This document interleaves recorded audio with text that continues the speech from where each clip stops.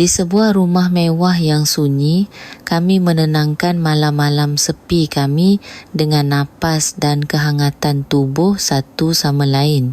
Saling menghibur kesepian, kami membasahi hingga ke relung jiwa yang terdalam, dan kami bukan lagi sekadar asisten rumah tangga dan seorang direktur utama.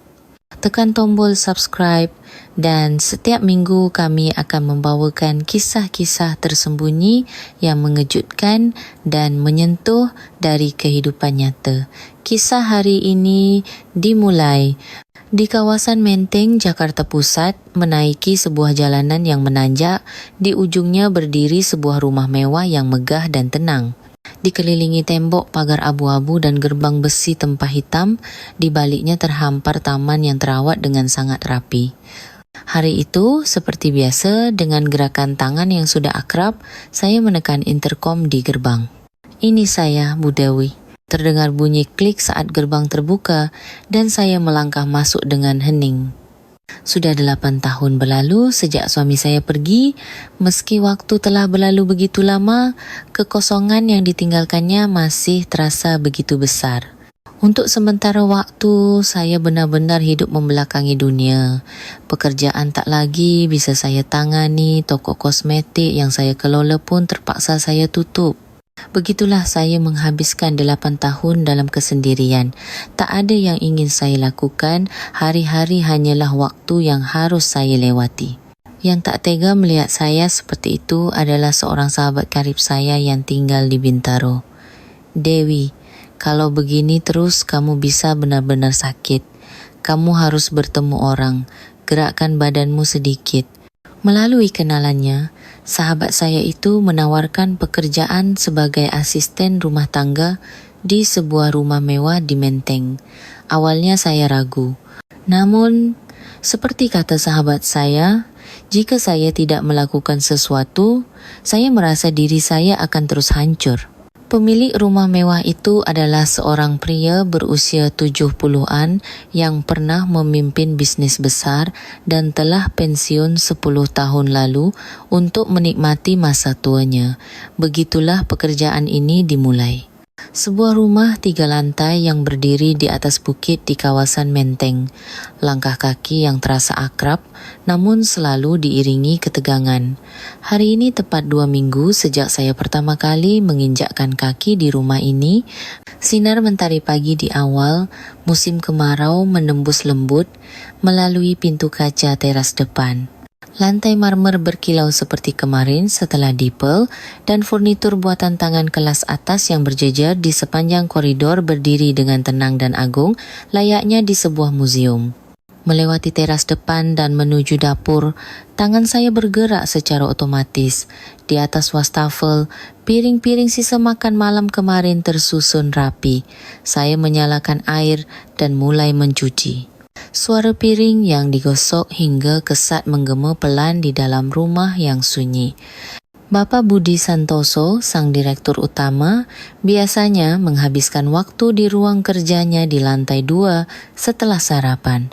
Dan tugas saya dimulai dengan membersihkan ruang tamu dan dapur di lantai 1. Hari itu pun begitu. Saya membuka jendela dapur dan sejenak mengatur napas sambil merasakan angin yang berembus dari arah selatan. Anginnya masih terasa sejuk, tetapi entah kenapa ada aroma kesegaran sehabis hujan semalam. Namun, hari itu ada sesuatu yang berbeda. Harus saya katakan, tekstur udaranya terasa sedikit lain.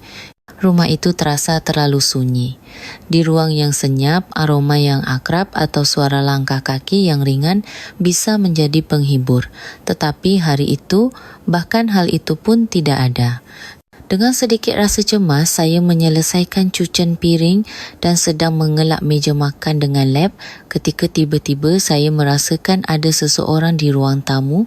Saya menoleh dan terdiam di tempat. Bapak Budi Santoso duduk di sofa.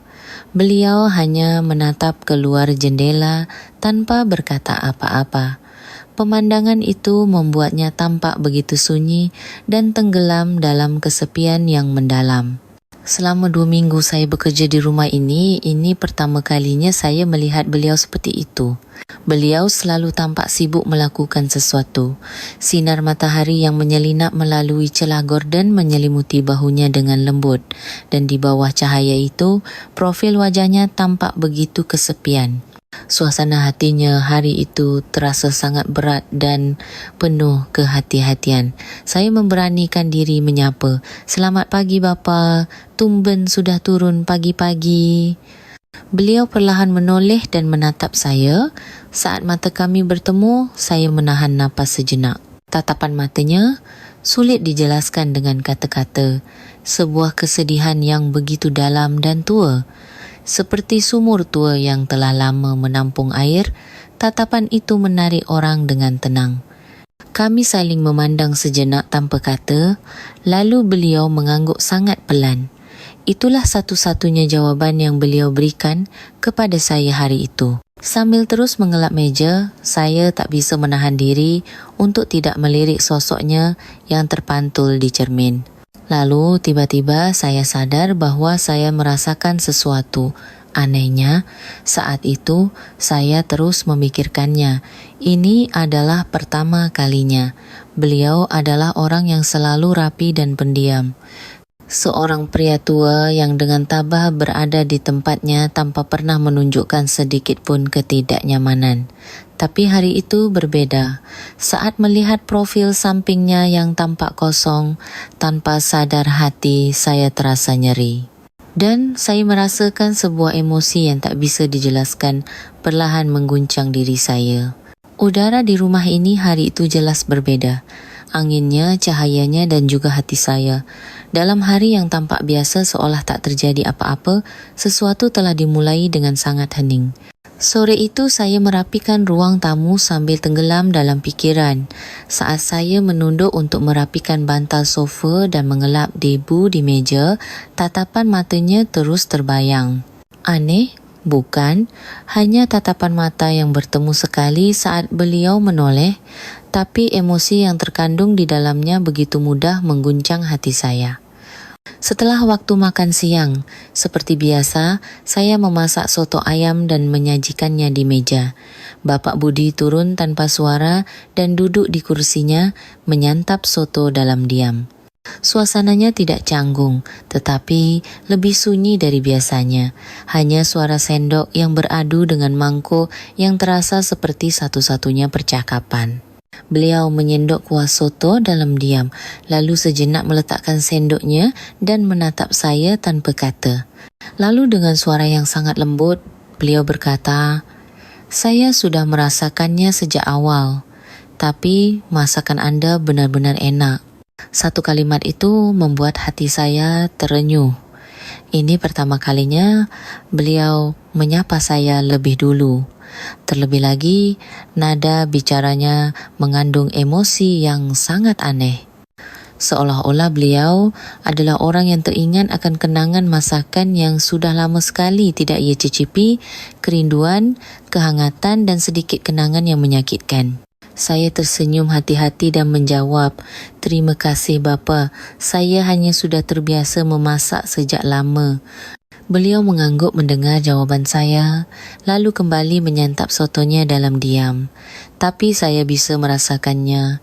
Tatapan matanya mengawasi setiap gerakan ujung jari saya. Saat itu, waktu terasa berjalan melambat. Sinar matahari di luar jendela semakin condong dan kehangatan perlahan merayap masuk ke dalam ruang tamu. Setelah makan, Bapak Budi bangkit dari kursinya dan sejenak berjalan perlahan mengelilingi ruang tamu tanpa berkata apa-apa. Kemudian beliau berjalan menuju tangga tanpa suara. Saya berpura-pura mengelap lemari sepatu di dekat pintu masuk sambil melirik punggungnya. Kemeja polo hitam dan celana bahan yang rapi. Langkahnya yang sangat lambat dan berat. Punggungnya yang menaiki tangga menuju lantai 2 itu entah kenapa terlihat begitu kesepian. Suara dari tangga kayu tua saat menahan bebannya, saya tidak pernah tahu suara itu bisa terdengar begitu menyakitkan. Saat itu saya tidak lagi melihatnya hanya sebagai seorang direktur, tetapi sebagai seorang pria yang pernah menjadi suami seseorang, ayah seseorang, dan kini sendirian. Sejak hari itu tanpa sadar, saya semakin sering memperhatikannya. Hari itu tampak seperti hari biasa di mana tidak ada yang terjadi, tetapi jelas ada sesuatu yang berubah. Sangat perlahan baik dirinya maupun saya. Keesokan paginya, sekitar 1 jam lebih awal dari biasanya, berkat hujan semalam, udara terasa sangat jernih. Saya membuka lebar jendela dapur dan sedang menyelesaikan pekerjaan pagi. Sinar matahari lembut menyapu ujung meja makan dan gelas-gelas kaca yang telah dilap tanpa debu berkilau pelan saat terkena cahaya. Saat itulah terdengar suara langkah kaki yang turun pelan dari lantai 2. Bapak Budi yang biasanya baru muncul di pagi yang lebih larut, hari itu turun lebih awal. Bu Dewi, tolong ikuti saya sebentar. Suaranya rendah namun jelas. Tanpa ragu, saya mengikutinya naik ke lantai 2. Berhenti di depan pintu ruang ganti, Bapak Budi terdiam sejenak sambil memegang gagang pintu. Saat itu saya sadar bahwa ruangan ini bukan sekadar lemari pakaian baginya, tetapi sebuah ruangan yang memiliki makna khusus. Saat pintu terbuka, aroma parfum lama yang lembut menyebar. Aroma yang manis namun terasa sendu. Beliau perlahan masuk ke dalam ruang ganti dan mendekati sebuah brankas kecil yang diletakkan di lemari bagian dalam.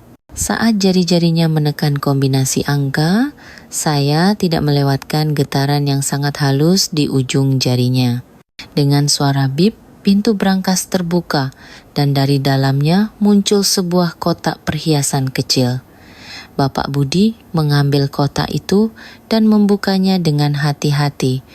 Di dalamnya tergeletak seuntai kalung mutiara yang memancarkan cahaya lembut.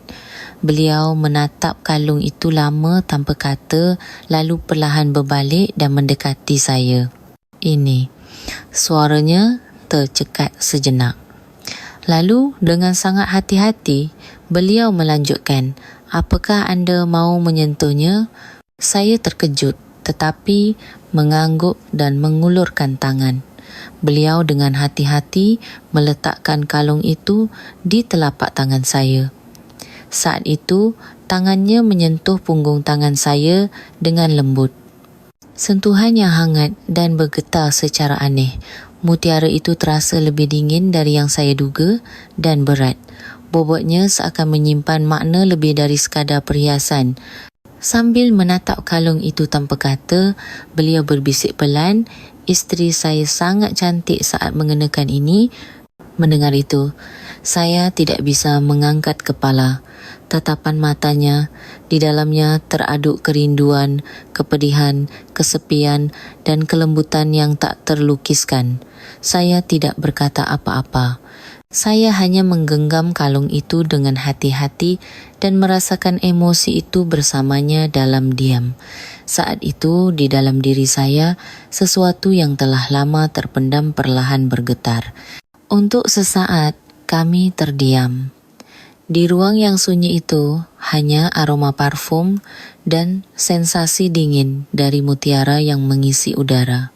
Beliau dengan hati-hati mengambil kalung itu dari tangan saya, namun tidak mengembalikannya ke dalam kotak. Sebaliknya, sambil memegang kalung itu, beliau perlahan duduk di kursi. Lalu, seolah menatap ke tempat yang jauh, beliau mulai bercerita. Saya masih ingat dengan jelas hari pertama isteri saya mengenakan kalung ini. Suaranya rendah dan bergema perlahan. Itu hari ulang tahun pernikahan kami. Waktu itu saya sangat sibuk, tapi saya memilihnya sendiri, bahkan membungkusnya dengan tangan saya sendiri.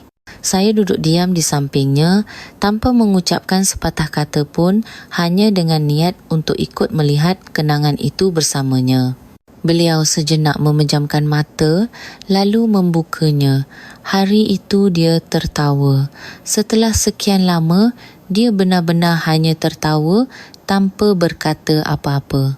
Dan tawa itu Beberapa bulan kemudian, tak lagi terdengar di atas ranjang rumah sakit. Mendengar itu, napas saya seakan berhenti. Saya teringat 8 tahun lalu ketika saya juga harus melepaskan suami saya di kamar rumah sakit. Suami saya juga begitu. Terakhir kali, ia hanya menggenggam tangan saya erat-erat dan tersenyum tanpa bisa berkata apa-apa. Setelah saya selesai bicara, beliau perlahan menatap saya. Lalu untuk sesaat beliau mengangguk kecil. Dalam tatapan matanya, ada persetujuan diam yang mengakui bahawa kita adalah orang-orang yang telah melewati waktu yang sama. Sejak itu, kalung ini tidak pernah saya keluarkan dari brankas sampai hari ini. Beliau memegang kalung di satu tangan, sementara tangan lainnya mengusap dagunya perlahan. Aneh ya? Anehnya, hari ini saya ingin sekali menunjukkannya pada anda. Mendengar kata-kata itu, saya terdiam cukup lama. Saya hanya menunduk dan menyentuhkan ujung jari ke setiap butir mutiara. Sentuhan yang luar biasa lembut dan dingin. Waktu yang tersimpan di dalamnya seakan tersampaikan. Almarhumah isteri bapa pasti sangat cantik. Mendengar itu, beliau tertawa singkat. Lalu perlahan bangkit dan berkata kepada saya, "Sebentar, bisa kemari sebentar?" Beliau menempatkan saya di depan cermin besar di sudut ruang ganti. Lalu mengambil kalung dari tangan saya dan dengan hati-hati memasangkannya di leher saya. Sensasi butiran mutiara yang jatuh perlahan di sepanjang leher membuat hati saya berdebar. Ujung jarinya melewati tengkuk saya, menyentuh dan seakan melayang di atas bahu saya. Ternyata cocok juga di leher anda. Beliau berkata begitu sambil menatap saya di cermin dan saya pun mengikuti tatapannya ke cermin. Di dalamnya ada diri saya yang sedikit berbeda dari biasanya. Saya yang biasa mengenakan pakaian berwarna netral berpadu dengan kilau samar mutiara membuat saya terlihat seperti wanita dari masa lalu sekaligus terasa seperti wanita untuk pertama kalinya. Saat itu, tatapan matanya berbeda dari yang pertama. Kerinduan telah memudar digantikan oleh kehangatan yang menetap di saat ini. Melihat ini, saya teringat pada mendiang isteri saya dan melihat anda pun begitu. Cara bicara anda, rasa masakan anda, semua sangat mirip dengan mendiang isteri saya. Memang memalukan, tapi saya diam-diam telah memperhatikan anda selama ini dan hari ini saya benar-benar ingin menunjukkan ini pada anda. Beliau berkata begitu, lalu melangkah mundur. Saya meletakkan tangan di kalung itu dan perlahan menghela napas. Saya sangat terkejut dan gemetar. Lalu saya berfikir, ini bukan sekadar barang peninggalan. Mungkin ini adalah seluruh waktu yang telah ia jaga sendirian hingga sekarang. Dan kini, ia menunjukkannya kepada orang yang ingin ia ajak berbagi waktu itu. Malam itu terasa anehnya lembap. Langit yang mendung sepanjang hari semakin gelap dan setelah saya selesai merapikan meja makan, langit di luar jendela sudah sangat pekat. Saya mematikan lampu dapur dan berdiri di dekat jendela ruang tamu. Di tengah dunia yang gelap, hanya suara angin yang terdengar lirih, seolah menenangkan kesepian yang telah lama ada, pelan dan tenang. Saat itulah Bapa Budi mengambil sebotol anggur dari lemari di sudut ruang tamu. Di malam seperti ini, tidak apa-apa kan kalau kita minum sedikit bersama? Beliau berkata begitu sambil meletakkan 2 gelas anggur dengan tenang di atas meja. Sebelum saya sempat berkata apa-apa, gelas-gelas itu sudah terisi anggur secukupnya. Anggur berwarna burgundi yang pucat berputar perlahan di dalam gelas menciptakan riak-riak kecil yang entah kenapa menarik hati. Saya ragu sejenak, lalu dengan hati-hati duduk di seberangnya. Kami bersulang tanpa kata dan menelan tegukan pertama.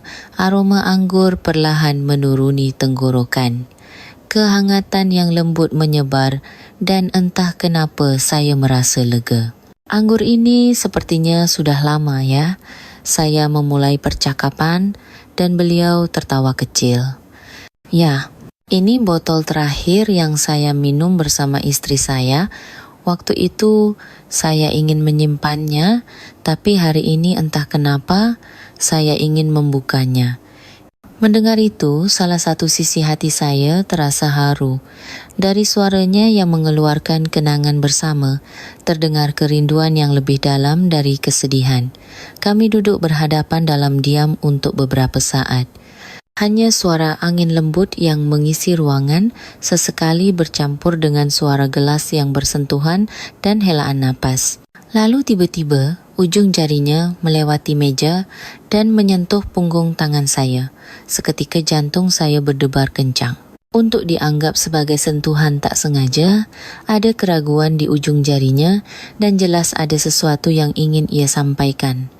Tatapan matanya juga berbeda dari biasanya. Hanya dengan menatap dalam diam, saya bisa merasakan sesuatu di dalam diri saya bergerak. Saat itulah, jendela ruang tamu yang terbuka tiba-tiba terbanting oleh angin. Saya terkejut dan tanpa sadar tubuh saya tersentak secara refleks kondong ke arahnya. Tepatnya, saya jatuh ke dalam pelukannya, ke dalam pelukan beliau. Saat itu dunia seakan berhenti. Beliau pun tampak terkejut, awalnya hanya diam membeku, tetapi kemudian dengan hati-hati merengkuh bahu saya. Pelukannya terasa lebih hangat dari yang saya duga, sebuah kehangatan yang anehnya terasa akrab, detak jantung dan kedua lengan yang saling memeluk dalam diam. Malam itu kami tidak berkata apa-apa. Sepertinya kami hanya perlahan menyerahkan hati kami pada kehangatan tubuh masing-masing.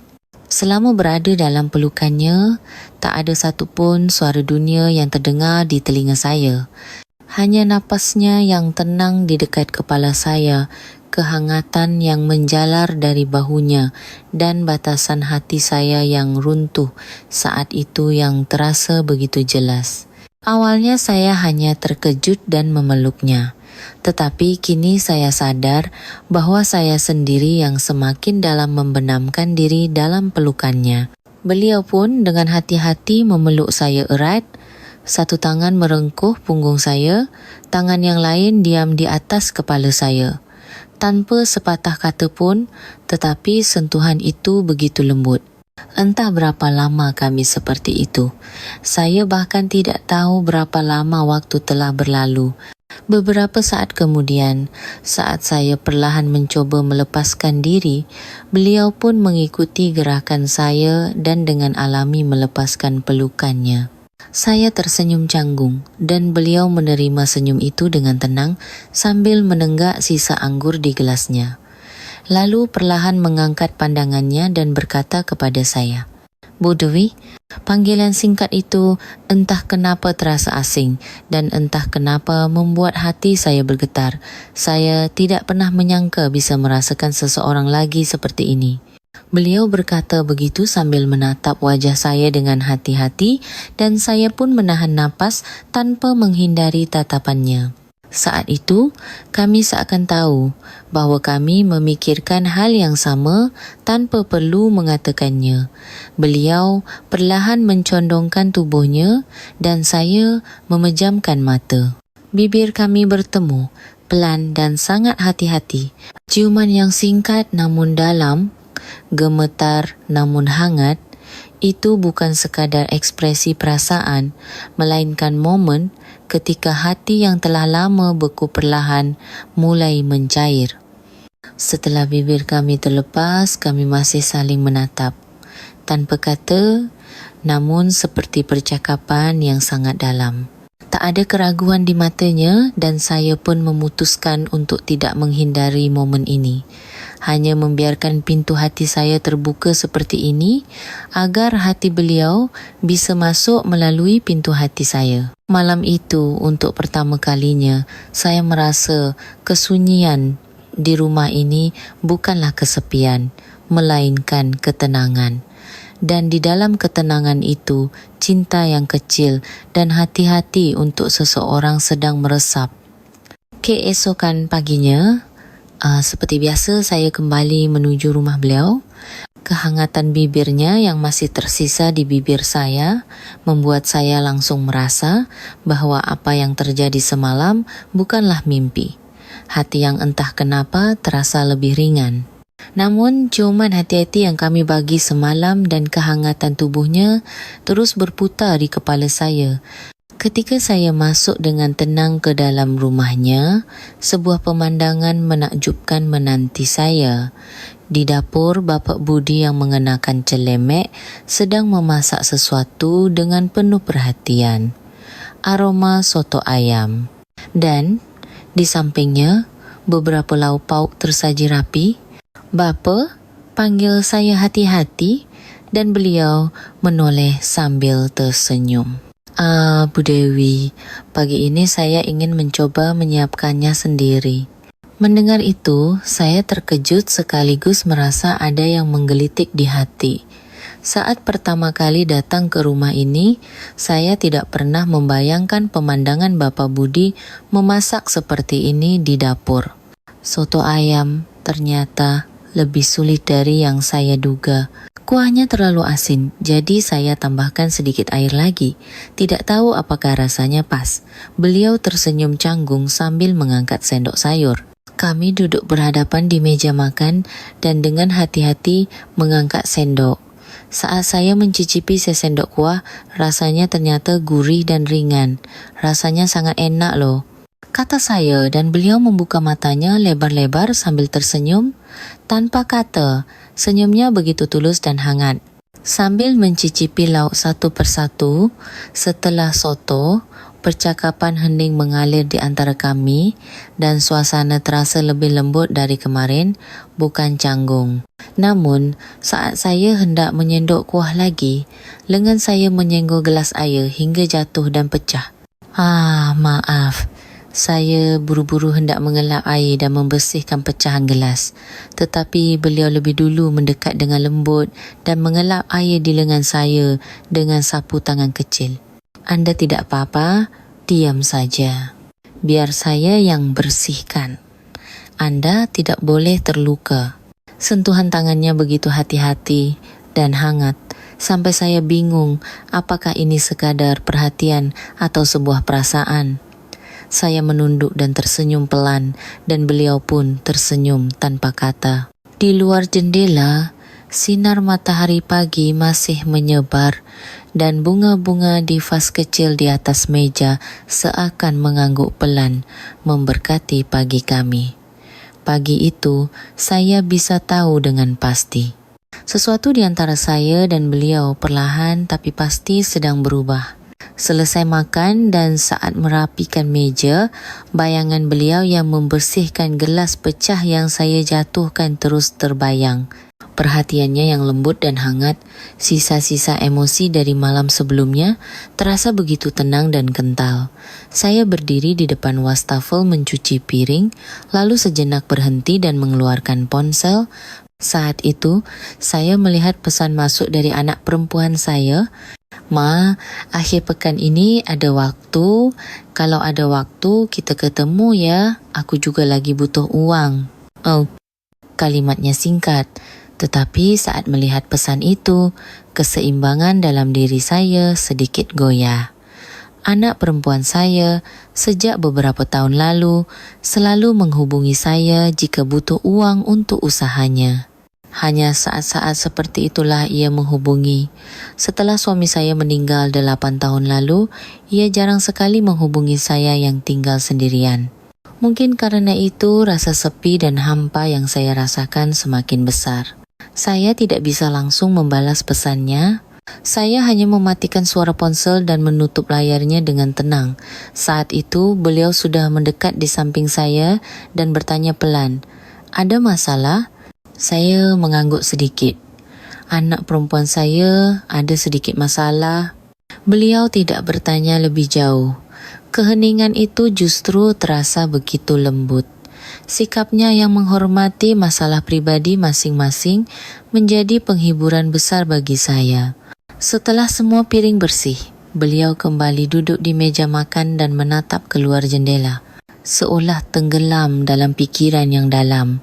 Pemandangan itu terlihat begitu tenang dan nyaman, membuat hati saya terasa hangat.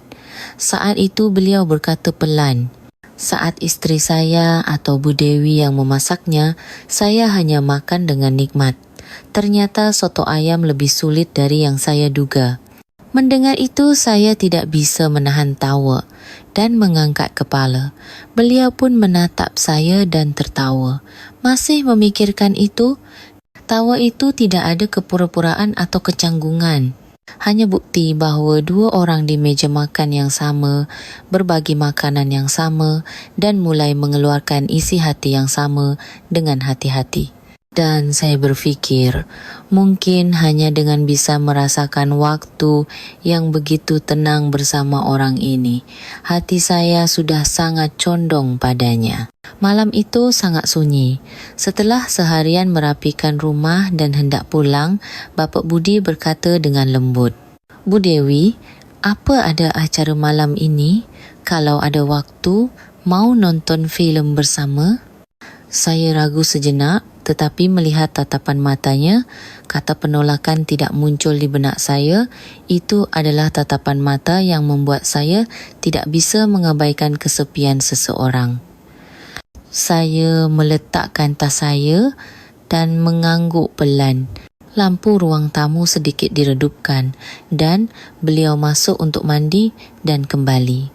Hari itu, untuk pertama kalinya saya sadar bahawa jubah mandi bisa terlihat begitu rapi dan cocok untuknya. Jubah berwarna tenang dan rambut basahnya yang disisir ke belakang membuatnya tampak seperti orang yang berbeda. Kami duduk berdampingan di sofa saat sebuah filem romantis mulai diputar di TV. Dialog filmnya lambat, musik latarnya tenang dan kami berdua hanya menatap layar tanpa berkata apa-apa. Namun di pertengahan filem, beliau perlahan mendekat ke samping saya. Dengan ringan namun pasti, tangannya menumpuk di atas tangan saya. Saat itu, jantung saya berdetak sangat pelan namun kuat. Mata kami tidak bertemu, tetapi kehangatan itu saja sudah cukup. Tangannya hangat, tidak mencoba menggenggam, juga tidak menunjukkan niat untuk tidak melepaskan. Hanya perasaan ingin menyampaikan bahwa ia ada di samping saya. Aktris dalam filem itu mengucapkan dialog seperti ini, "Cinta akan datang lagi, meskipun sudah sangat terlambat." Saat dialog itu terdengar, kami serentak mengalihkan pandangan dari layar dan saling menatap. Di mata kami ada sedikit keraguan dan banyak penantian. Dan saya berfikir, mungkinkah orang ini seperti saya sedang mengetuk pintu kedua, bahwa sentuhan tangan yang tenang ini bisa jadi adalah permulaannya. Menjelang akhir filem, ruang tamu sudah hampir gelap. Hanya cahaya layar yang menerangi wajah kami tanpa ada lampu lain. Beliau dengan tenang meletakkan remote dan berdiri lalu berkata pada saya, "Sebentar, bisa ke sini?" Tempat yang ia tuju adalah jendela ruang tamu. Di balik kaca, taman yang basah oleh hujan berkilau dalam kegelapan. Beliau mengeluarkan sesuatu dari sakunya, sebuah kotak beludru kecil. Di dalamnya, kalung mutiara yang sudah akrab tergeletak dengan tenang. Saya ingin memakaikannya pada Bu Dewi. Itu adalah kalung mutiara peninggalan almarhumah istrinya. Beliau dengan sangat perlahan berputar ke belakang saya dan mengangkat kalung itu. Napasnya menyapu tengkuk saya dan ujung jarinya dengan hati-hati mendekat ke belakang leher saya. Klik. Suara kecil dari pengait yang terkunci itu anehnya terasa seolah ada sesuatu di dalam hati saya yang ikut terisi. Mutiara ini jadi lebih bersinar setelah menemukan pemiliknya lagi. Beliau berbisik begitu sambil meletakkan tangannya di bahu saya. Saya menatap bayangan saya di cermin. Sosok saya yang mengenakan kalung mutiara dan di sampingnya wajah beliau yang tersenyum tenang. Saat itu, kami bukan lagi seorang direktur dan asisten rumah tangga.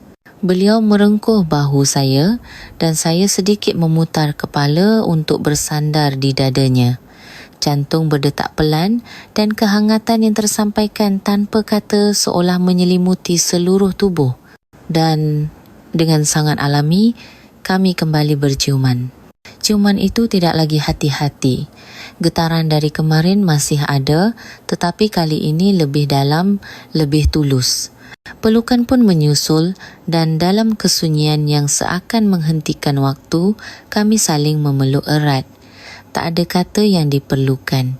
Hanya harapan agar perasaan ini, kehangatan ini tidak akan pernah hilang. Apa tidak apa-apa jika saya mendekat dengan lebih tulus? Ketika saya berkata begitu, beliau menggenggam tangan saya erat sambil mengangguk pelan. Kami berdua di satu ruang saling menghibur kesepian dan kerinduan di dalam batin masing-masing. Ia seakan melupakan usianya menjadi lebih intens dan saya justru lebih menyukainya. Ia mengisi relung jiwa saya dengan kehangatan. Begitulah kami di sebuah rumah mewah yang sunyi, bersandar pada napas masing-masing, merasakan kehangatan tubuh. Waktu berlalu, kami kembali berdiri lama di depan jendela. Di luar, hujan musim semi masih turun dan mungkin hujan itu menandakan awal dari kisah kami berdua. Beberapa hari kemudian, sore hari, cucian yang harus dirapikan cukup banyak, jadi saya naik ke lantai 2. Saya berhenti sejenak saat melihat pintu ruang kerja setengah terbuka. Dari dalam terdengar musik klasik yang lembut dan di dalamnya Pak Budi sedang memegang sebuah album. Saat saya mengetuk pintu dengan pelan, beliau mengangkat kepala dan tersenyum lembut. Bu Dewi, apakah Anda suka Bali? Pertanyaan tak terduga itu membuat saya sejenak bingung, tetapi saya mengangguk dan bertanya balik, Bali? Ya, saya suka. Dulu pernah beberapa kali ke sana dengan keluarga. Beliau mengeluarkan selembar foto dari laci meja dan memberikannya kepada saya. Sebuah foto villa mewah di hari yang cerah dengan taman hijau, bangunan putih dan pemandangan yang dekat dengan laut. Itu villa pribadi saya di sana. Akhir pekan ini mau pergi bersama, sepertinya akan bagus untuk mencari angin segar. Mendengar itu, saya terdiam cukup lama. Jantung saya berdebar kencang dan berbagai pikiran melintas di kepala. Akhir pekan, saya tanpa sadar menggumamkan itu dan teringat ponsel saya. Hari itu adalah hari janji saya dengan anak perempuan saya. Memikirkan itu, hati saya menjadi rumit. Di depan mata saya ada Pak Budi yang menatap saya dengan hati-hati, dan di dalam hati, wajah anak saya muncul silih berganti. Sepertinya saya harus pikirkan dulu. Ketika saya berkata begitu, beliau mengangguk pelan. Tentu saja, jangan terlalu merasa terbebani. Kata-kata itu tulus dan juga terasa mengandung makna bahawa ia akan menunggu. Malam itu, saya terus berkonflik. Semakin dalam hubungan saya dengan beliau, di satu sisi, kenyataan terasa semakin berat. Tetapi anehnya, pemandangan di foto villa itu terus terbayang dan saya bahkan mulai membayangkan berjalan-jalan bersamanya di sana. Dan bayangan itu, entah kenapa, terasa begitu hangat dan tenang. Saya memikirkannya semalaman, sampai-sampai saya merasa tingkah laku saya ini konyol, begitu sulit untuk membuat satu keputusan. Anak perempuan yang hanya menghubungi saat butuh uang, tetapi saya senang bisa melihatnya meskipun hanya dengan cara itu.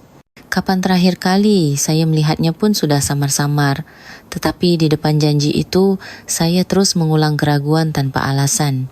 Akhirnya, keesokan paginya saya mengirim pesan kepada anak saya. Minggu ini Mama ada janji sama teman-teman. Kita ketemu minggu depan ya nak. Beberapa menit kemudian muncul tanda bahawa pesan itu telah dibaca tetapi tidak ada balasan. Melihat itu, tangan saya sedikit gemetar. Apakah saya sedang menjadi ibu yang mengecewakan bagi anak saya? apakah saya akan semakin jauh darinya seperti ini? Tetapi pada saat yang sama, terlintas pikiran, bukankah sudah saatnya dalam hidup saya, sekali saja saya membuat pilihan untuk diri saya sendiri. Malam itu, saya dengan hati-hati memasukkan beberapa potong pakaian ke dalam sebuah tas kecil. Pakaian dalam, kemeja, kardigan dan di bahagian paling bawah, saya meletakkan kalung mutiara dengan tenang. Berdiri di depan cermin sambil menutup tas, saya tersenyum sendiri. Di usia segini, apa yang sedang aku lakukan? Gumam saya. Tetapi senyum itu mengandung keyakinan. Saya menelepon beliau. Pak Budi, akhir pekan ini ayo kita pergi ke villa di Bali itu.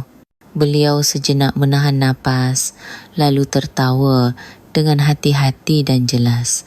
Baiklah, kita bertemu di bandara besok pagi jam 9. Bawa diri anda saja. Sisanya biar saya yang siapkan. Keesokan paginya, tanpa koper besar, hanya dengan sebuah tas tangan kecil, saya menuju bandara. Pak Budi, seperti biasa, mengenakan kemeja yang rapi dan bersih. Berdiri berhadapan dengannya di depan pintu masuk bandara, napas saya sejenak tertahan. Saya punya firasat bahawa dengan sekali penerbangan ini, udara dalam hidup saya akan sedikit berubah. Beliau dengan tenang mengambil tas dari tangan saya dan berkata, Bu Dewi, mari kita beristirahat dengan tenang di sana. Saya mengangguk dan kami masuk dengan tenang. Tanpa sepatah kata pun, tetapi setiap langkah kami mengandung kegembiraan dan waktu yang kami habiskan berjalan bersama sudah menjadi awal dari perjalanan kami. Saat laut biru mulai terlihat dari jendela pesawat, hati saya pun perlahan menjadi lebih ringan. Rasanya seperti meletakkan satu beban yang sudah lama saya pikul. Tiba di bandara, Pak Budi menyewa mobil dan mengantar saya langsung ke villa. Matahari terasa hangat dan di sepanjang jalan, bunga-bunga Kamboja bergoyang-goyang ditiup angin. Setelah berkendara sekitar 30 menit, melewati hutan dan sebuah bukit kecil, sebuah rumah putih yang tenang muncul. Villa yang menghadap Laut Bali itu memiliki nuansa yang tenang dan berwibawa seperti Pak Budi sendiri. Ini tempatnya. Kalau malam, bintang di halaman ini terlihat sangat jelas. Mendengar itu, saya tiba-tiba merasa antusias. Jika di ruang yang tenang ini, saya benar-benar bisa menatap bintang bersamanya, rasanya itu saja sudah cukup.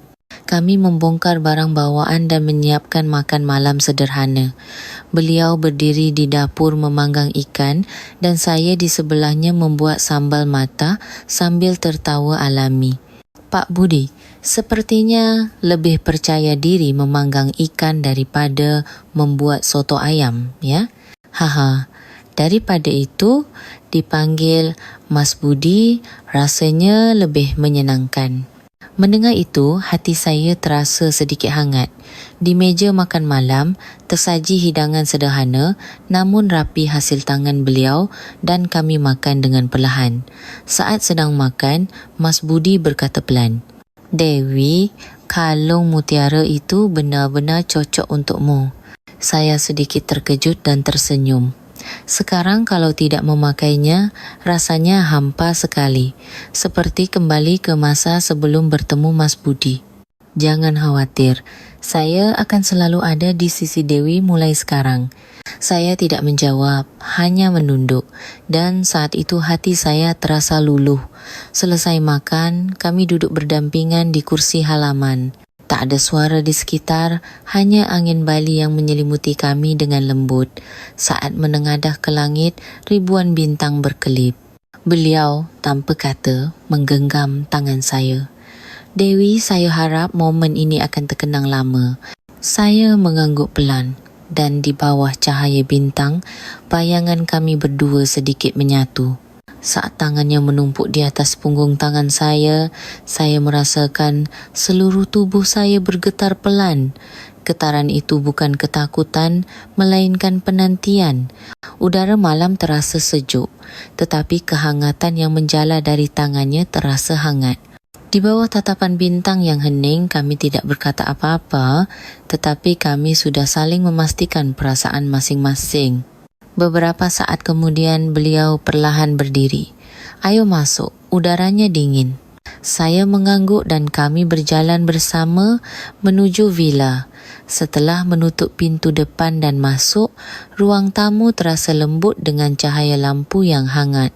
Beliau menatap saya, lalu dengan sangat hati-hati bertanya, "Dewi, rasanya malam ini akan sangat nyaman, ya?" Mendengar itu, jantung saya berdebar kencang. Tanpa perlu dijelaskan pun, hati saya sudah tahu maksudnya. Saya perlahan mengangguk. "Ya, saya juga menantikan malam ini."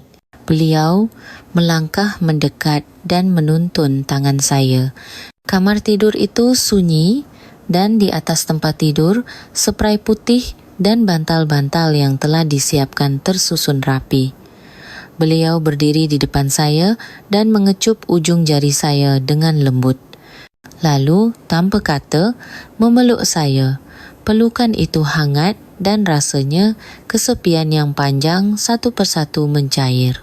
Sambil menatap kalung mutiara yang tergantung di leher saya, ia menatap saya lalu perlahan mencium saya. Ciuman itu dalam dan tulus tanpa ada keraguan yang tersisa.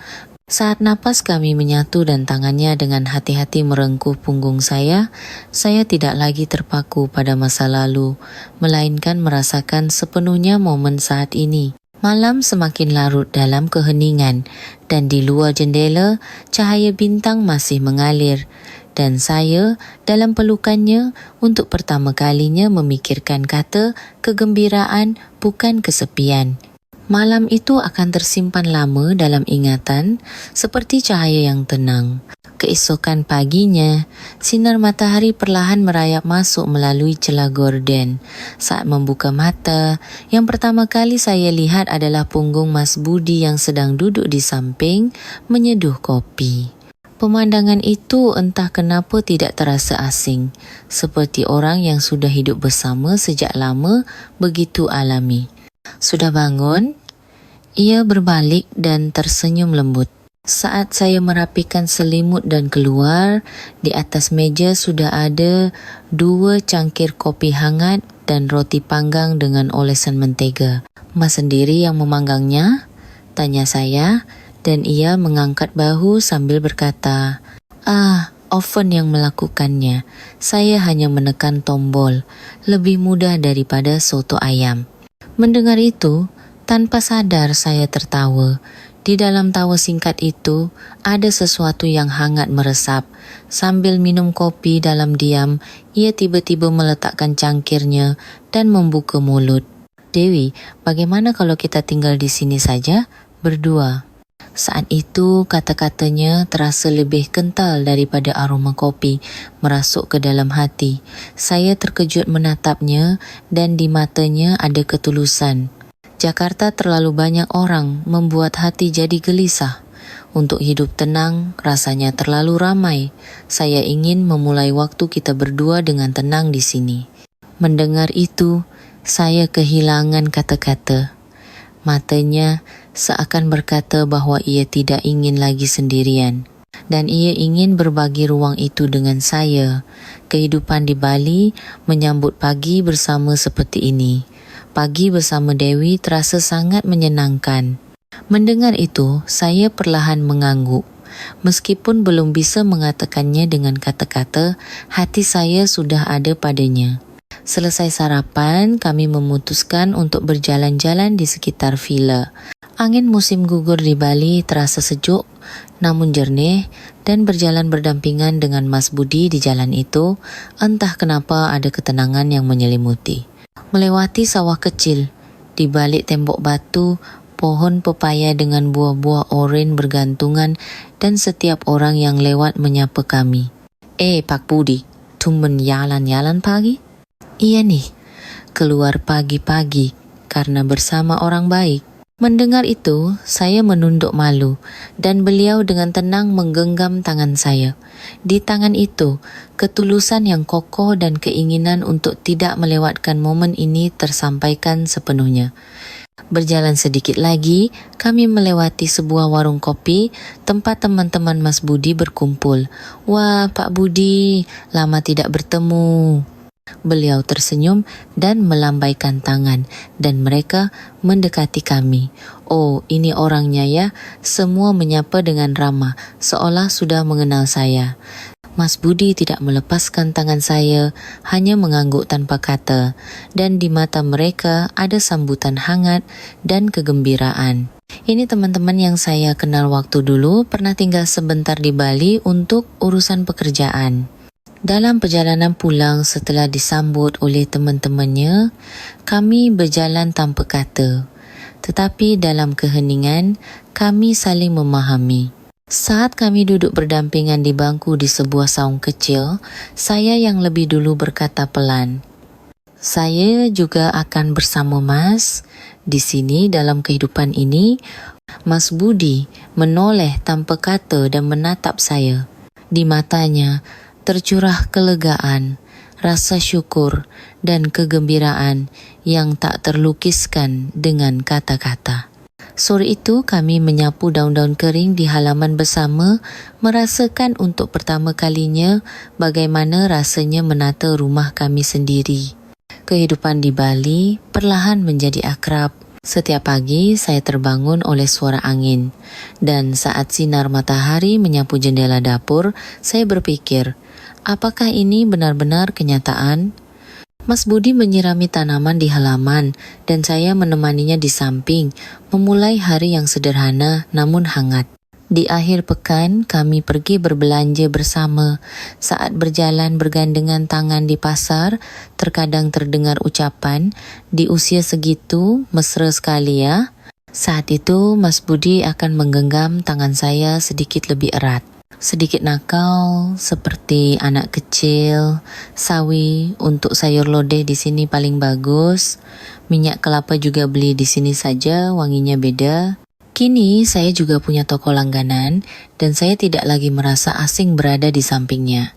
Sore itu, Mas Budi mengundang teman-teman lamanya ke halaman villa untuk sebuah pesta kecil. Di atas meja lipat, ada kue jeruk yang saya buat dan kopi yang diseduh sendiri oleh Mas Budi.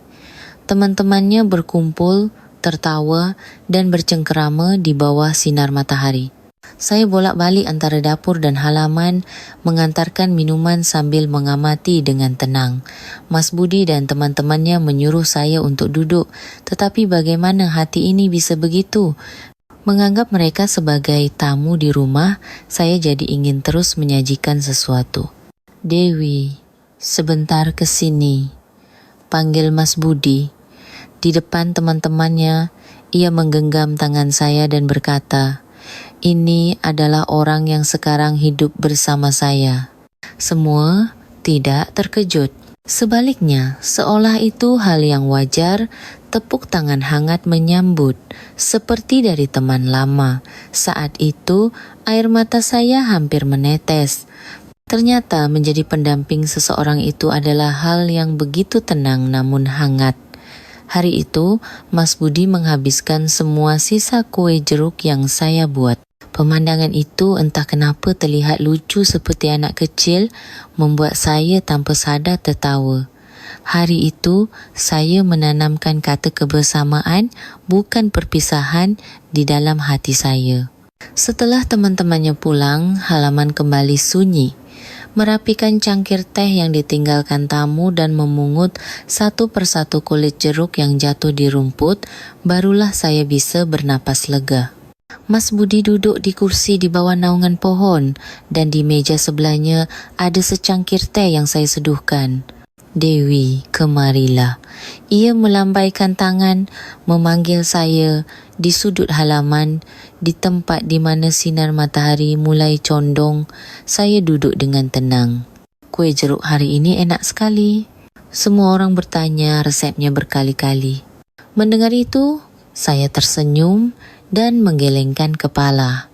Tidak ada rahasia khusus. Kalau dimakan bersama orang-orang baik, rasanya jadi lebih enak. Mas Budi sejenak tersenyum pelan, lalu mengangkat cangkir tehnya tanpa kata. Tatapannya yang terlihat dari balik cangkir teh terasa lebih dalam dari biasanya.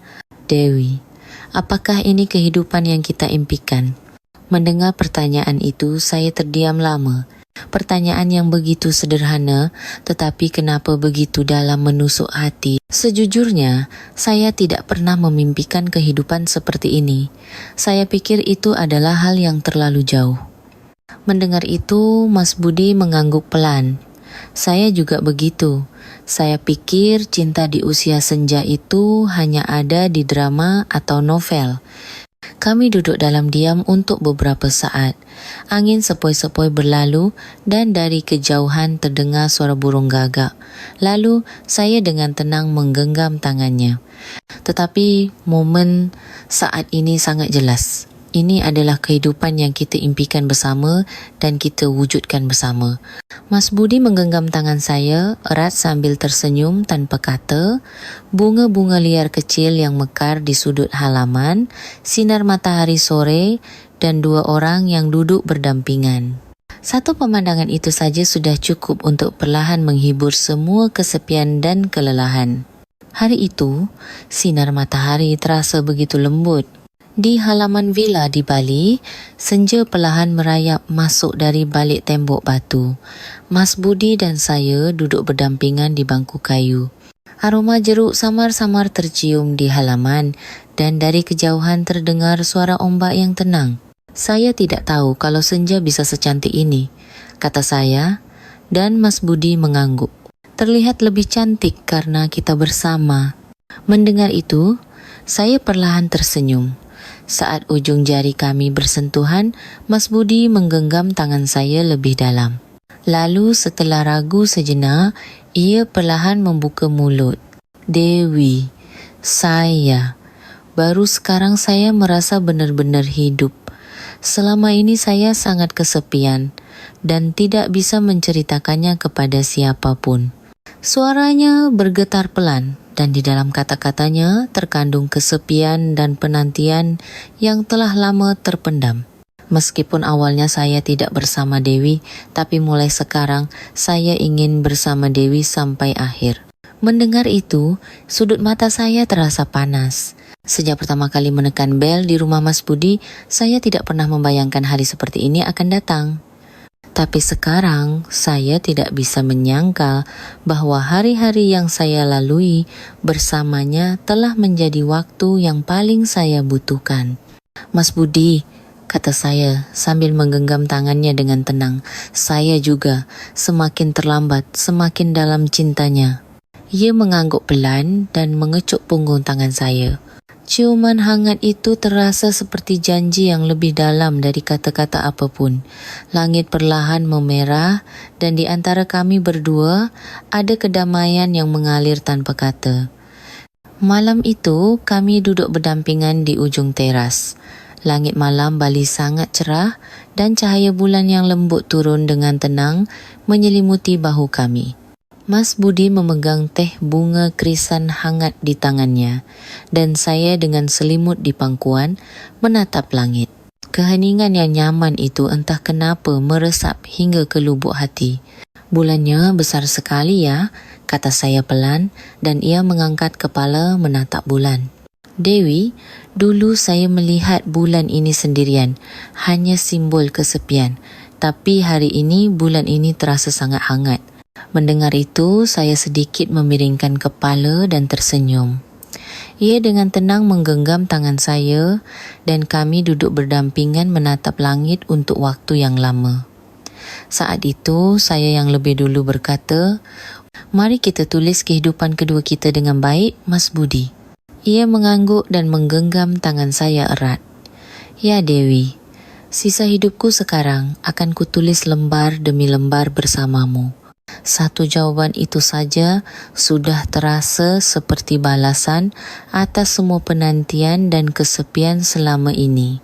Di bawah cahaya bulan, cinta kami yang mekar terlambat dengan tenang namun pasti menandai sebuah awal yang baru.